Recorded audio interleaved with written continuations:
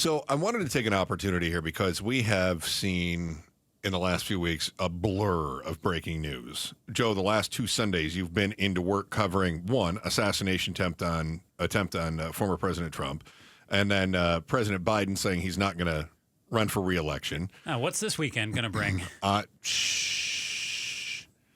So we got a little bit of a breather today. I haven't seen any major breaking news today. Right? I mean, we're still covering Netanyahu's visit, seems to be kind of the big headline right now, and that was yesterday. Mm-hmm. I mean, it's been the Secret Service director steps down, the judge dismisses the case against Trump. Biden's terrible debate performance. J.D. Vance has been named. I mean, it's just like every day there's another big headline. Right.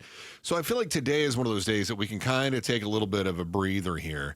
And I think it's also fair to talk about how media is handling this burst of information and how we, the consumers, are taking it. And to be perfectly transparent here, we're sort of walking the line between both those worlds because Joe and I are both consumers, but also we recognize that we're members of media and in the news world too. I did an Instagram video earlier this week where I said something about the chaos and how I love it. Like, bring me more popcorn, because not only am I in the news, and let's face it, we're talk show hosts. It's the entertainment aspect of news, right? So we're entertainment, news, and entertainment stuff here, but also just from a consumer standpoint, like the chaos is exciting. I mean, if you didn't have this job that you and I do, you would still be wanting to hear more about these stories and check them out. Because I know that there's some who work in our field who, especially over the last 10, 12 years, as they've left it and entered other fields, you check in with them and they're like, I don't pay attention. I don't want to know what's going on. Burnout. Mm-hmm. Right. Yeah. So here's where I think there's a difference. When you're the consumer, you may be inundated with all of this information, but you do have some control over how much of that you take in. When you're in our position, you have to take in all of the information and then disseminate, especially when you're talking about a talk show, disseminate what you think is going to be the most valuable for your program. Mm-hmm. So, for instance, Joe and I, we pass notes along all night long, all morning long, and we have 1, 2, 3, 4, 5, 6, 7, 8, 9, 10, 11, 12. I'm just going to round that one and say that we're up to 25, 30. I'm going to say we have over 40 stories that we have collected that we are not talking about today. Yeah. But we had to get the information, right? So I got to thinking about, in media, what would be the best case scenario? And part of this is me as the consumer, what would make me watch, listen, click more things? And part of this is me in media, what is it that I think would entice people? Because I also accept that as a consumer, I don't have the same taste as everybody else, right? Mm-hmm. And that's one of the things we have to do in media is put our tastes aside. So what is it that we would love the most to see play out during this election season? And I came up with 3 things. Okay, what do you got? And I want to hear what you have to say as well. One, I think we want personal narratives. We want to be able to connect with the audience. Like J.D. Vance and his hillbilly elegy, I think that was a home run for the Republicans as far as finding a candidate who is relatable.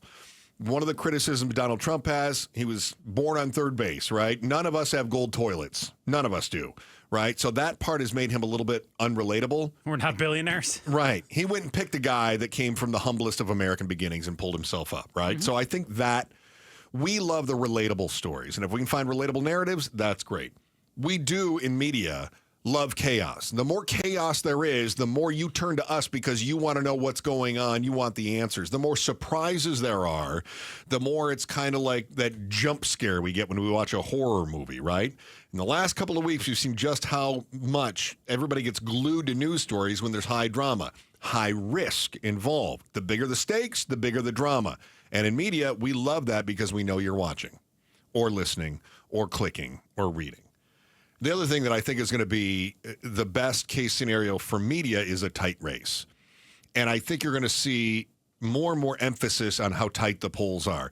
Just like in sports, nothing is worse for ratings in a contest than a blowout.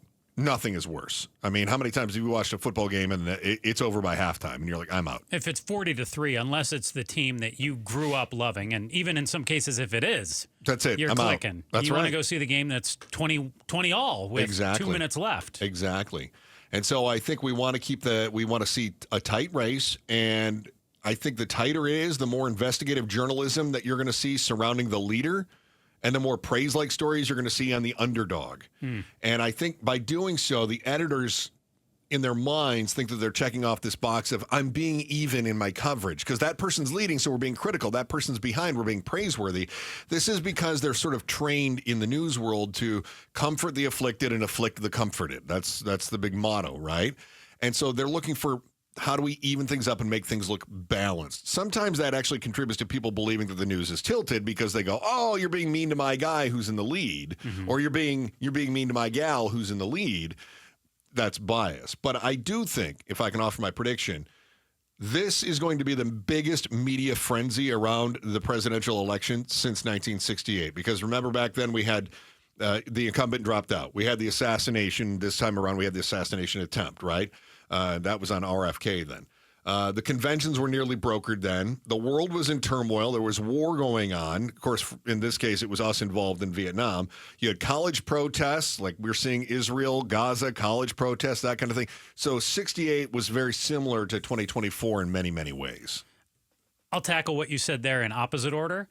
I think your prediction is right, but it's really tough to compare the media from 1968 to now because we had what back then? 3 or 4 TV, like 3 TV networks. ABC, NBC. We didn't have an internet. CBS. You had magazines, Time, things like that could cover things like it. But now you've got the internet, countless websites, social media. You've got people who are advertising this stuff. You can't get away from it now, whether it's T-shirts, tattoos. It's everywhere you go. It's constant. Breaking news alerts, right? Yeah. It's what you saw in 68 on steroids now. There's no getting away from it, and there's no way to put that genie back in the bottle. Tight race. I would love to push back on your 3 and tell you, like, hey, I think there's 4 or 5 more. I think you nailed it. I'd reframe them a little.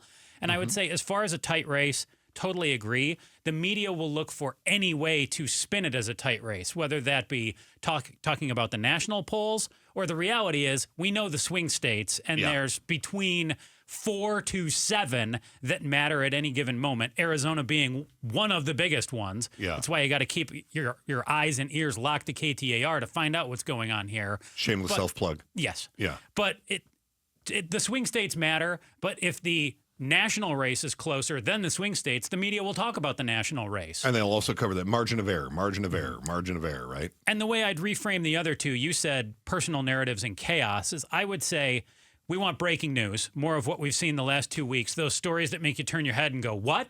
Well, that's surprises. Yeah, I had chaos/surprise. Yeah. And then the other way that I would phrase what you wrote about with chaos is just episodic soap opera-esque stories that have layers.